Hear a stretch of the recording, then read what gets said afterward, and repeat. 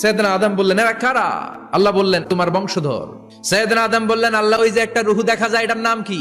এটা তোমার ছেলে দাউদ, সে দুনিয়াতে নবী হয়ে আসবে। সৈয়দনা আদম বললেন, মাবুদ, আমার ছেলে দাউদের কত বছর হায়াত আপনি দিয়েছেন? আল্লাহ বললেন, মাত্র 40 বছর। সৈয়দনা আদম বললেন, মাবুদ, এত ফুটফুটে সুন্দর আমার ছেলে দাউদ, মাত্র 40 বছর দিলেন কেন? আল্লাহ, আপনি বাড়ায় দেন, আল্লাহকে বাড়ানো যাবে না, লেখা হয়ে গেছে। সৈয়দনা আদম বললেন, আমার 1000 বছর থেকে 60 বছর আমি আমার ছেলেরে দিয়ে দিলাম।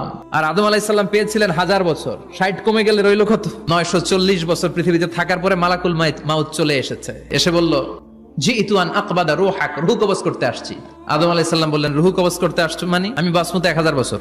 মালাকুল মাউত বললেন, না না, ওই যে আগের কথা স্মরণ করেন, আপনি 60 বছর দিয়া দিছিলেন। কয়, না, আমি দেই নাই। মালাকুল মাউত বলে, আল্লাহ, ঘটনা দেখেন, দিয়া কয় দেই নাই। আল্লাহ কয়, থাক, কথা কইস না, আয়া পর। ভুলে গেছেন উনি। সেদিন থেকে আল কিতাব ওয়া শুহুদ, মানে লিখে রাখার সিস্টেম আর সাক্ষীর সিস্টেম চালু হয়েছে।